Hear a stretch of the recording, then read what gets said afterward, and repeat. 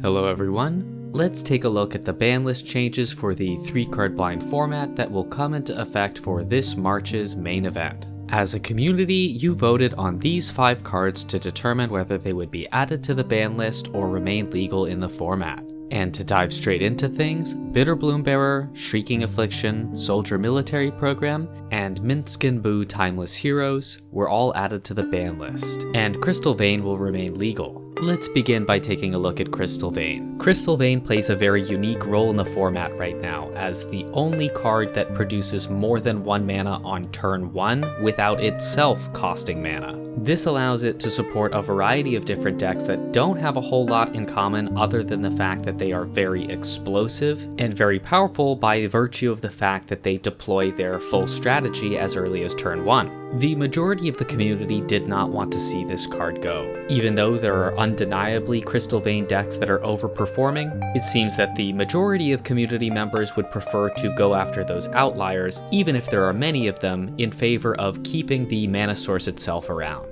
Bitterblossom was an absolute slam dunk ban, with over 60% of the votes coming in as -2 definitely ban. The fact that more than 1 in 6 players were using this card in the most recent event should be an indication enough that the card is too powerful. There might be some skeptics who would say the meta simply needs to adjust around the card, but I think we already saw that. A critical characteristic of the majority of winning decks this month were that they beat Bitterblossom in some way. Because Peat Bog was an underlying weak point shared by the majority of Bitterblossom decks, this also means that the card naturally invited in a disproportionately high amount of land destruction and other non-basic land hate effects. With Bitterblossom out of the format, hopefully we will see meta diversity bounce back a little bit. Next we have Shrieking Affliction. As a card that was unbanned recently, this is a repeat offender. It was fun to see players experiment with different combinations for the card, and it occupies an interesting niche as a threat that demands that you use another threat to accompany it. It was proving to be too effective,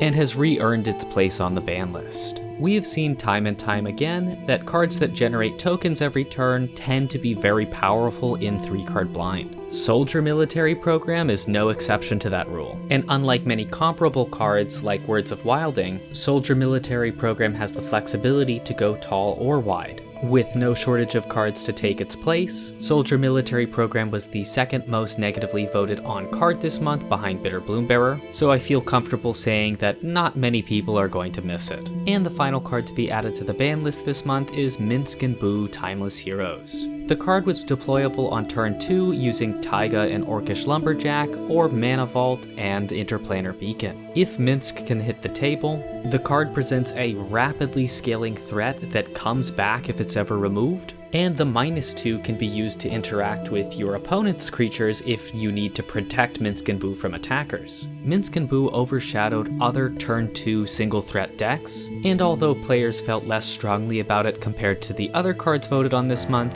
I think the majority of players are looking forward to seeing what decks might be able to come in and fill its place. And before we wrap things up here, we have to cover the outcome of the Unban vote that supporters of this community have the privilege of participating in.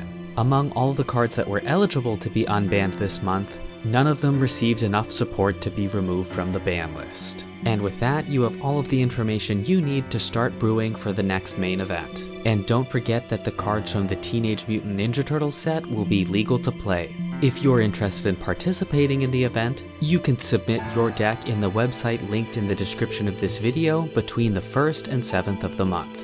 Best of luck and happy brewing! Thanks for watching everyone, and see you soon.